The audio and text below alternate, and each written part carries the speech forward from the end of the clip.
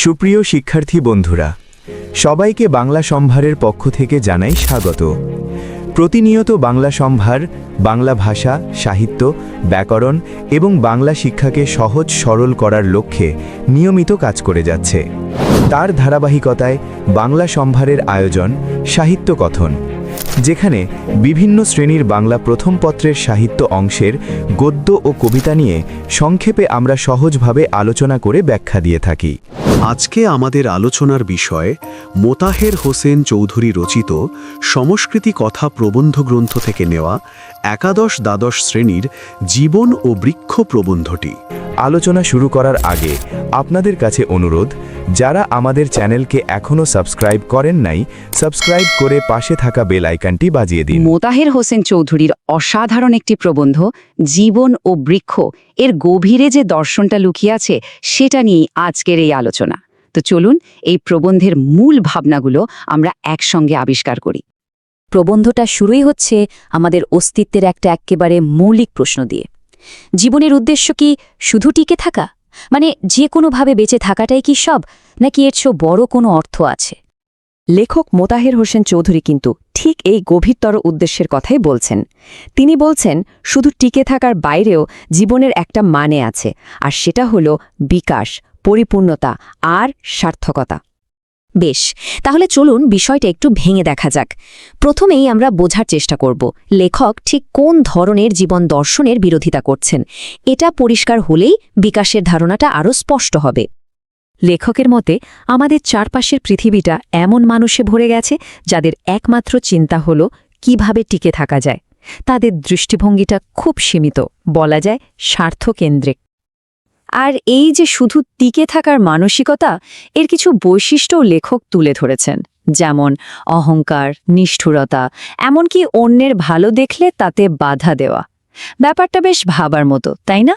যারা নিজেরা এগোতে পারে না, তারা যেন অন্যকে টেনে নামানোটাকেই নিজেদের প্রধান কাজ বলে ধরে নেয়।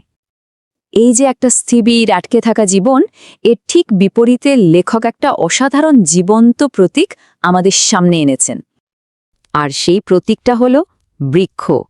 লেখকের চোখে বৃক্ষ হলো বিকাশের প্রতীক, শুধু টিকে থাকার নয়।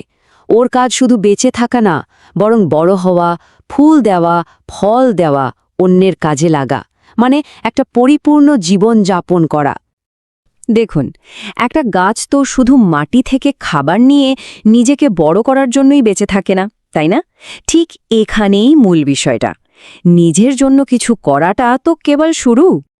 ওর জীবনের সার্থকতা আসে তখনই যখন সে ফুল ফোটায়, ফল ধরায়, মানে যখন সে পৃথিবীকে কিছু ফিরিয়ে দেয়। এর আগে পর্যন্ত ওর জীবনটা যেন অসম্পূর্ণই থেকে যায়। কিন্তু প্রশ্ন হল, জীবনের আদর্শ হিসেবে কি শুধু বৃক্ষই একমাত্র উদাহরণ হতে পারে? লেখক এখানে একটা দারুণ তুলনা টেনেছেন। তিনি বৃক্ষের পাশাপাশি নদীর কথাও এনেছেন। আসলে রবীন্দ্রনাথ ঠাকুর মনে করতেন জীবনের সেরা প্রতীক হল নদী। কেন? কারণ নদীর মধ্যে একটা অবিরাম গতি আছে, সংগ্রাম আছে, বাধা ঠেলে এগিয়ে যাওয়ার যে চেষ্টা, সেটাই যেন মনুষ্যত্বের আসল রূপ। তো আমাদের সামনে এখন দুটো রূপক, একদিকে নদী আর একদিকে বৃক্ষ। নদীর জীবন মানেই ছুটে চলা, সংগ্রাম করা, আর শেষে সাগরে মিশে নিজেকে বিলিয়ে দেওয়া। এই সার্থকতাটা একটু বিমূর্ত, তাই না? কিন্তু বৃক্ষের সার্থকতা আমরা চোখে দেখতে পাই, ফুল ফোটে, ফল ধরে, এটা অনেক বেশি বাস্তব। আর লেখক বলছেন এই বাস্তব আর দৃশ্যমান আদর্শটাই আমাদের জন্য বেশি কাজের। মানে বৃক্ষের কাছ থেকে আমরা যে শিক্ষাটা পাই, শান্তি, ধৈর্য আর সেবা, সেটা কোনো কাল্পনিক বিষয় না। এটা আমাদের চোখের সামনে, আমাদের দোরগোড়াতেই রয়েছে। আচ্ছা, বৃক্ষের এই উদাহরণ থেকে লেখক এবার মানুষের জীবনের চূড়ান্ত লক্ষ্যের দিকে যাচ্ছেন। ব্যাপারটা হলো আত্মার পরিপক্কতা। চলুন দেখি এটা কি। দেখুন, গাছের বেড়ে ওঠাটা তো স্বাভাবিক, প্রাকৃতিক একটা ব্যাপার। কিন্তু মানুষের ক্ষেত্রে ব্যাপারটা শুধু শারীরিক না, আত্মিকও। আমাদের আত্মাকে কিন্তু সচেতনভাবে তৈরি করে নিতে হয়। এটা তৈরি অবস্থায় পাওয়া যায় না। এই ধারণাটাকে বোঝানোর জন্য লেখক উইলিয়াম শেক্সপিয়ারের একটা বিখ্যাত লাইন ব্যবহার করেছেন, রাইপনেস ইজ অল। এর মানে হল পরিপক্কতাই সবকিছু। জীবনের আসল লক্ষ্য হল এই ভেতরে পরিপক্কতা অর্জন করা। কিন্তু প্রশ্ন হল, এই পরিপক্কতা আসবে কিভাবে? লেখকের জন্য 3টে জিনিসের কথা বলেছেন: বিচিত্র অভিজ্ঞতা, প্রচুর পরিমাণে ভালোবাসা আর গভীর অনুভূতি। এখানে লেখক একটা বেশ চমকপ্রদ কথা বলেছেন। তিনি বলছেন, শিক্ষার প্রধান বিষয় বিজ্ঞান হতে পারে না। কেন? কারণ বিজ্ঞান আমাদের আত্মাকে পরিপক্ক করতে পারে না। এই কাজটা, মানে আত্মাকে সমৃদ্ধ করার কাজটা, করতে পারে সাহিত্য আর শিল্প। কারণ এগুলো আমাদের জীবনকে অনুভব করতে শেখায়, আমাদের মূল্যবোধ তৈরি করে। তো পুরো আলোচনা শেষে আমরা আবার বৃক্ষের কাছেই ফিরে আসি। বৃক্ষ আমাদের কি কি শেখালো, চলুন একবার দেখে নিই। প্রথমত, জীবনের মানেই হল বিকাশ বা বৃদ্ধি।